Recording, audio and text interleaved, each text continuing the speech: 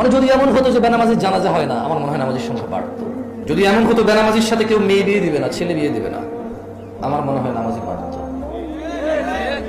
যদি এমন হতো বেনামাজির সাক্ষী গ্রহণ করা হবে না, কি গ্রহণ করা হবে না, যদি এমন হতো যে বেনামাজি ছেলে তার নামাজি বাবার সম্পদের অধিকার পাবে না, তাইলে মনে হয় নামাজি বাড়তো। এগুলো আমি বলিনি, এগুলো মুহাম্মদ সাল্লাল্লাহু আলাইহি ওয়াসাল্লাম বলছে। বেনামাজি বেওয়ারিশ থাকে, কারণ ওয়ারাসাত পায় না। বেনামাজি কি পায় না? নামাজের ওয়ারাসাত পায় না, পৈতৃক সম্পত্তি পায় না। যে ছেলে নামাজ পড়ে না তার বাপের সে পৈতৃক সম্পত্তি পায় না, ইসলামে সে পায় না। সে মারা গেলে তার জানাজার নামাজ হয় না। বেনামাজি জামাই নামাজি বউ বিয়ের টিকে না হিসেবে। কারণ বাইনাল আবদি ওয়া বাইনাল কুফরি তারকুস সালাহ, বান্দা ও কুফরের মধ্যে পার্থক্য হচ্ছে নামাজ ছেড়ে দেওয়া। তো কাফের আর মুসলমানের তো বিয়ে টিকে না।